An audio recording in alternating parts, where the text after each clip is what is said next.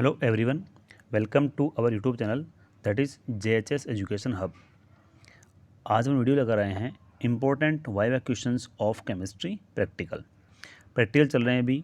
BSc MS दोनों classes के student जो भी BSc MSc कर रहे हैं उनके प्रैक्टिकल में वाइवा एक इंपॉर्टेंट पार्ट होता है और वाइवा डिसाइड करता है कि आप कितने नंबर मिलने वाले होते हैं, क्योंकि आप प्रैक्टिकल में मैटर कहीं से भी कुछ भी कर सकते हो, लेकिन वाइवा आप तभी दे पाएंगे जब आपका पूरा पढ़ा हुआ होगा। अपन आज बात करने वाले हैं क्वेश्चंस रिगार्डिंग ऑर्गेनिक केमिस्ट्री, और वहाँ जो मेन क्वेश्चन बनता है वो बनता है regarding functional groups and regarding organic preparation. So let's start. Question number पहला, व्हाट इज़ फंक्शनल ग्रुप, यानी क्रियात्मक समूह क्या होता है। स्टूडेंट ग्रुप निकाल लेते हैं, बट जब वाइवा मुझे पूछी जाती है चीज़ कि इसको डिफाइन करिए, परिभाषित करिए, तो वहाँ पर वो कहते हैं कि सर मुझे तो नहीं आती है चीज़, जबकि एग्जाम खुद वो लिख के अपनी कॉपी में परफॉर्म करके भी आता है वो।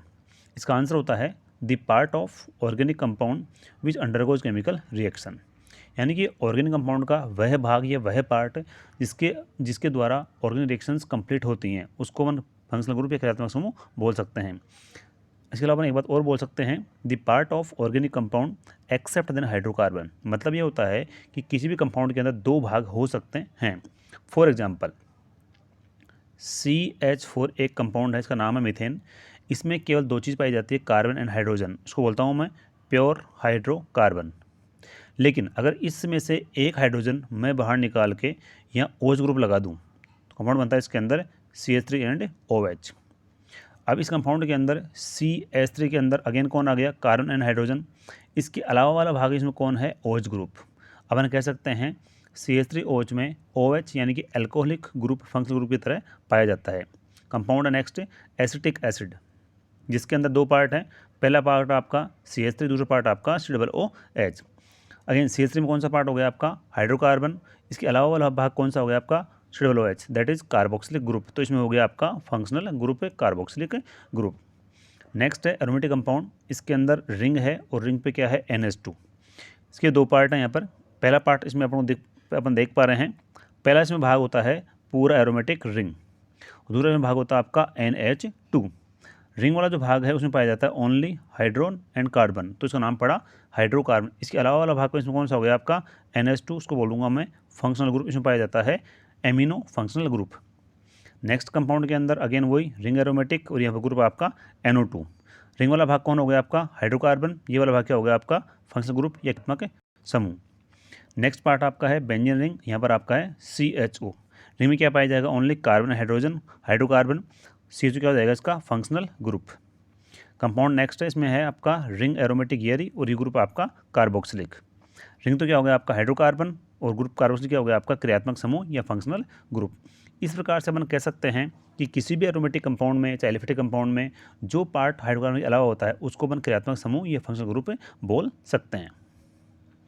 Question number next, question number 2, how the functional groups classified on the basis of nature, यानी इनको प्रकृति के आधार पर किस प्रकार से क्लासीफाई किया जाता है। आपने को पता है कि फंक्शनल ग्रुप को क्लासीफाई करते हैं नेचर के आधार पे प्रॉपर 3 कैटेगरीज के अंदर। नंबर 1 कैटेगरी होती है इनकी एसिडिक या अम्लीय फंक्शनल ग्रुप या अम्लीय क्रियात्मक समूह। एक ग्रुप ऐसा है इसके नाम के लास्ट में ही क्या आता है, एसिड, तो वो तो हमेशा एसिडिक होगा ही होगा, दैट इज कार्बोक्सिलिक एसिड। दूसरा फिनोलिक ग्रुप होता है, जो एरोमेटिक होते हैं बट ये होते हैं वीक एसिडिक, होने दोनों एसिडिक होते हैं, बट कार्बोक्सिलिक होता है स्ट्रॉन्ग एसिड और फिनोल होता है वीक एसिडिक, जो कि एरोमेटिक कंपाउंड कहलाता है। कि दो ही ग्रुप ऐसे हैं जो एसिडिक होते हैं, पहला आपका कार्बोक्सिलिक, दूसरा आपका फिनोलिक। नंबर दूसरा है बेसिक फंक्शनल ग्रुप या क्षारीय। ओनली एक ग्रुप ऐसा है एमिनो जो बेसिक नेचर का या प्रकृति का होता है। इसके अलावा जो ग्रुप बचते हैं सारे, उनमें चाहे से N प्रेजेंट हो चाहे से N एब्सेंट हो। अपन इसकी बात करते हैं तो उसके अलावा जो ग्रुप बच जाते हैं वो सारे कहलाते हैं आपके न्यूट्रल या फिर उदासीन फंक्शनल ग्रुप, जैसे कि नाइट्रो NO2, एमाइडो CONS2, एल्कोलिक जो कि एलिफेटिक होता है, कंपाउंड कार्बोनिल, इसमें दोनों आ जाएंगे ketone and aldehyde, then ester hydrocarbon and carbohydrate. इस प्रकार से अपन कह सकते हैं अगर कोई कंपाउंड एसिडिक नेचर शो करता है वो अलग कैटेगरी में जाएगा, बेसिक अलग में जाएगा, न्यूट्रल अलग कैटेगरी में जाएगा। क्वेश्चन नंबर 3, विच functional group contain nitrogen element. अभी क्वेश्चन नंबर 2 में अपन देख चुके हैं किस किस ग्रुप में नाइट्रोजन एलिमेंट पाया जाता है। तो ऐसे ग्रुप केवल 3 हैं केमिस्ट्री में जिनमें नाइट्रोजन एलिमेंट उपस्थित होता है या पाया जाता है। फर्स्ट है nitro NO2, amino NH2 एमाइडो CONH2। Student के लिए एक और इंस्ट्रक्शन है, जब भी आप किसी ग्रुप का नाम लिखते हो साथ में लिखो उसका फॉर्मूला, ताकि वो बात आपको आराम से रिमाइंड रहे, हमेशा आपको याद रहे। Next question number 4। अब जब एलिमेंट n प्रेजेंट हो गया तो n प्रेजेंट के लिए कौन सा टेस्ट लगाते हैं अपन, उसके बारे में क्वेश्चन है। Question number 4, which solution is prepared for the detection of nitrogen element. यानी कि n एलिमेंट प्रेजेंट होता है कंपाउंड के अंदर या एब्सेंट होता है, तो कौन सा सॉल्यूशन बनाया जाता है जिसके द्वारा इसको अपन डिटेक्ट कर सकते हैं, उसका नाम होता है लैग्रांज सॉल्यूशन, LS बोलते हैं इसको शॉर्ट के अंदर अपन। ये कैसे बनाना होता है ये आप सब अपने टेक्स्ट बुक में से रीड कर सकते हो। नेक्स्ट है question number 5, which metal is fused with organic compounds in ignition tube for nitrogen element detection. यानी कि इग्निशन ट्यूब इसको हिंदी में बोलते हैं ज्वलन नली में ऑर्गेनिक कंपाउंड के साथ में कौन सी मेटल को फ्यूज किया जाता है। वो मेटल होती है आपकी सोडियम। ये इतनी सॉफ्ट होती है कि इसको आराम से आप चाकू से भी काट सकते हो। Question number 6, the fresh solution of which iron salt is mixed with LS in nitrogen element detection. यानी कि n तत्व के परीक्षण के लिए कौन से आयरन सॉल्ट का सॉल्यूशन ऐड होता है जो कि हमेशा फ्रेश ही काम में लिया जाता है, और वो आंसर है उसका FeSO4, that means fair sulphate solution, जो कि टेस्ट के दौरान उसमें हीटिंग के दौरान वो Fe3+ में कन्वर्ट हो जाता है। ये सवाल भी आपसे वाइवा में पूछ सकते हैं।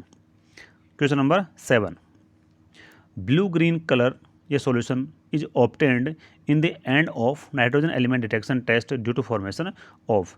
यानी जब अपन एंड टेस्ट परफॉर्म करते हैं तो इसके एंड में ब्लू या ग्रीन कलर आता है, और क्वेश्चन ये पूछता है आपसे एग्जामिनर कि ब्लू ग्रीन कलर ऑब्टेन्ड क्यों होता है, दैट मीन कौन सा कॉम्प्लेक्स बनता है, उसका फॉर्मूला क्या होता है, उसका IUPAC नाम क्या होता है। तो उस कॉम्प्लेक्स का नाम होता है प्रूशियन ब्लू कॉम्प्लेक्स।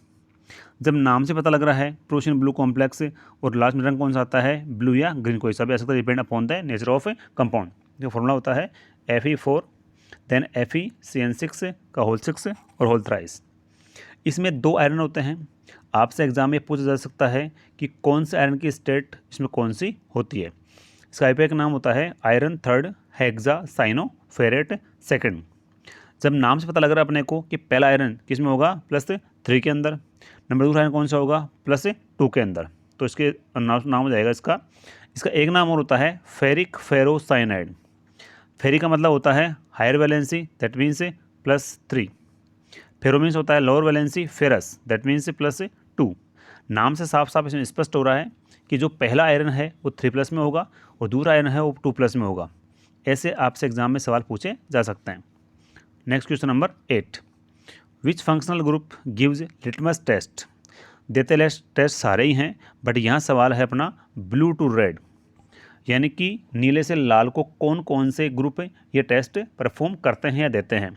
इसका आंसर है, दैट मीन सीधी सी बात है, जो ग्रुप एसिडिक होंगे they will convert the litmus blue into red. ऐसे 2 ग्रुप हैं केवल, पहला है कार्बोक्सिलिक एसिड ग्रुप और दूसरा है फिनोलिक ग्रुप। फिनोलिक वीक होता है हालांकि, बट टेस्ट आराम से परफॉर्म कर सकता है। इसके लिए आपको हिंट करा गया है कि जो भी ग्रुप क्वेश्चन नंबर 2 में बताए गए हैं एसिडिक नेचर के होते हैं, वो देते हैं ब्लू टू रेड वाला litmus test. Question number 9, which functional groups gives litmus test. Again उसका रिवर्स हो गया अब रेड टू ब्लू। इसलिए आपको हिंट है जिसमें आएंगे आपके बेसिक फंक्शनल ग्रुप, और वो केवल एक होता है, दैट इज एमाइनो NH2। ये देता है आपको red to blue litmus test. Question number 10, which gas is evolved in the sodium bicarbonate test of carboxylic acid. ये पूछता अपने से कि जब आप कार्बोक्सिलिक अम्लों के लिए सोडियम बाइकार्बोनेट टेस्ट परफॉर्म करते हो तो कौन सी गैस इवॉल्व होती है या फिर निकलती है। उसका आंसर है कार्बन डाइऑक्साइड, क्योंकि अगर अपन बात करते हैं कार्बोक्सिलिक एसिड के अंदर चाहे बाइकार्बोनेट में, दोनों में आपकी CO2 गैस प्रेजेंट होती है, और ये गैस होती है ऑर्डरलेस और टेस्टलेस। ये आपको दिखती भी नहीं है, बस उसको आप केवल अज्यूम कर सकते हो विथ एफरेसेंस या बुलबुलों के साथ में, ताकि ये गैस निकलती हुई आपको दिखाई दे जाती है। Question number 11, in the sodium bicarbonate test of carboxylic acid CO2 gas is removed from acid और बाइकार्बोनेट। ये बहुत इंपॉर्टेंट क्वेश्चन है, एग्जाम में आपसे एग्जामिनर पूछ सकता है। जब आप कार्बोक्सिलिक अम्ल के लिए सोडियम बाइकार्बोनेट टेस्ट परफॉर्म करते हो तो दोनों में गैस CO2 प्रेजेंट होती है। आप देख सकते हो ये यहाँ पर भी है और ये यहाँ पर भी है। आपसे सवाल ये पूछा जाता है कि CO2 गैस जब बाहर निकलती है तो एग्जैक्टली ये गैस बाहर निकलती किस में से है, फ्रॉम एसिड, फ्रॉम बाइकार्बोनेट। जब आप देखते हो इसकी केमिकल रिएक्शन को तो आपको साफ साफ दिखता होगा कि ये आपका है एसिड और ये आपका है बेस। जब क्रिया होती है एसिड की और बेस की तो हमेशा सोल्ट बनता है और सोल्ट आपके सामने ये रहा। यहाँ से आपको एक बात और भी हिंट हो रहा होगा कि ये सोल्ट इसी एसिड का है। दैट मीन्स एसिड के अंदर CO2 ग्रुप सस्टेन कर रहा है या फिर वहीं पर रह रहा है। इसका अर्थ क्या हुआ कि एसिड में से आपकी गैस CO2 बाहर नहीं निकलती है, बचा आपका बेस या सोडियम बाइकार्बोनेट। यहाँ से गैस बाहर निकलती है, दैट इज कार्बन डाइऑक्साइड। इसका आंसर हो जाएगा फ्रॉम बाइकार्बोनेट। क्वेश्चन नंबर 12 है, Liebermann nitroso test is performed for group. ये टेस्ट बाय नेम है, बाय नेम ऑफ साइंटिस्ट। इसका आंसर है फिनोलिक ग्रुप, तो ये आपको याद करना पड़ेगा। Question number 13, ceric ammonium nitrate, ये इसको बोलते हैं शॉर्ट में CAN। Test is performed for which functional group. पहली बात तो ये है, ये टेस्ट परफॉर्म होता है उन ग्रुप के लिए जिनमें OH समूह पाया जाता है। और ये OH समूह अपन पहले बात कर चुके हैं। अगर रिंग एरोमेटिक में लगा हुआ है इसका नाम होता है फिनोलिक, एलिफेटिक में उसका नाम होता है एल्कोलिक ग्रुप। जैसे कि मैंने बताया आपको अभी, उसके अकॉर्डिंग दोनों ग्रुप टेस्ट देते हैं। ग्रुप एल्कोलिक होता है वो देता है रेड कलर, ग्रुप फिनोलिक है वो देता है इसमें ग्रीन या ब्राउन कलर, और टेस्ट दोनों ग्रुप आराम से परफॉर्म करने देते हैं। Question number 14, presence of carbonyl group is confirmed by which test. ये आपसे पूछता है कि CO ग्रुप जब कंपाउंड पर प्रेजेंट होता है तो उसको आप कौन से टेस्ट या रिएजेंट के द्वारा परफॉर्म कराते हुए पता लगाते हो। एक फेमस रिएजेंट का नाम होता है 2,4-डाइनाइट्रो फिनाइल हाइड्रोजन टेस्ट, जिसका नाम होता है ब्रेडी रिएजेंट भी इसका नाम होता है। और ये लास्ट में रेड ऑरेंज PPT परफॉर्म करता है, ये आपको शो होता है। आप समझ जाएंगे कि इसमें ग्रुप प्रेजेंट कार्बोनाइल समूह। वो बाद का इश्यू होता है कि वो ग्रुप आपका कीटोन है या बाद में आपका एल्डिहाइड, और बाद में कर लेंगे। Question number next 15, aldehydes and ketones are differentiated by which test.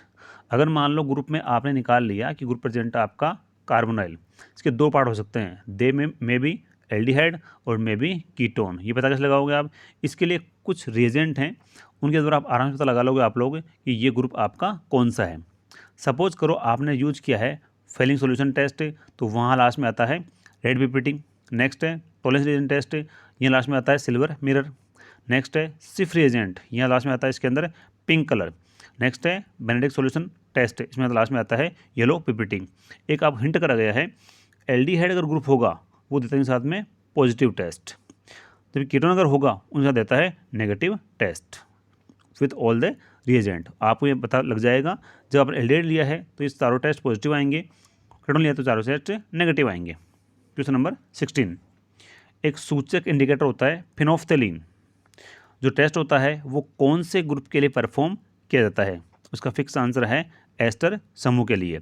इसमें आप जब ऐड करते हो फिनोफ्थेलिन इंडिकेटर, NaOH की 1-2 बूंदें और एस्टर, पहले पिंक कलर आएगा, उसको हीट करने के बाद में पिंक कलर पूरा डिसअपियर होता है because of the hydrolysis of ester. जब एस्टर का डेवलपमेंट होता है तो यहाँ से बनता है कार्बोक्सिलिक एसिड। हमने पता है कि ये इंडिकेटर अम्लीय मीडियम या अम्लीय माध्यम में कलरलेस हो जाता है, इसलिए पिंक कलर डिसअपियर हो जाता है। क्वेश्चन नंबर 17, एक रिएजेंट है मोलिस रिएजेंट, जिसको बोलता हूँ मैं 10% alcoholic solution of alpha naphthol is used for the test of which compound. यानी कि मोलिस टेस्ट कौन से कंपाउंड के लिए काम में किया जाता है। उसका आंसर है फॉर कार्बोहाइड्रेट, जिसमें एक रिंग बनती है at the junction point of both the liquids. Next question is Mulliken and Barker test is performed for the test of. यानी कि मुलिकन बार्कर एक साइंटिस्ट का नाम है। ये टेस्ट परफॉर्म होता है कौन से क्रियात्मक समूह के लिए। उसका आंसर होता है नाइट्रो ग्रुप के लिए। इस प्रकार से अगर आप प्रॉपर्ली वाइवा का आंसर देते हो तो आपको नंबर मिलने के चांसेस अच्छे हो जाते हैं। स्टूडेंट को अगर और भी क्वेरी चाहिए और उनके आंसर चाहिए और वाइवा क्वेश्चन चाहिए तो अपने आप कमेंट बॉक्स में डाल सकते हो। और आपको जो भी वीडियो और चाहिए regarding practical, regarding any theory matter, तो अपने आप रिप्लाई जो हैं कमेंट बॉक्स में सेंड कर सकते हो। Thank you.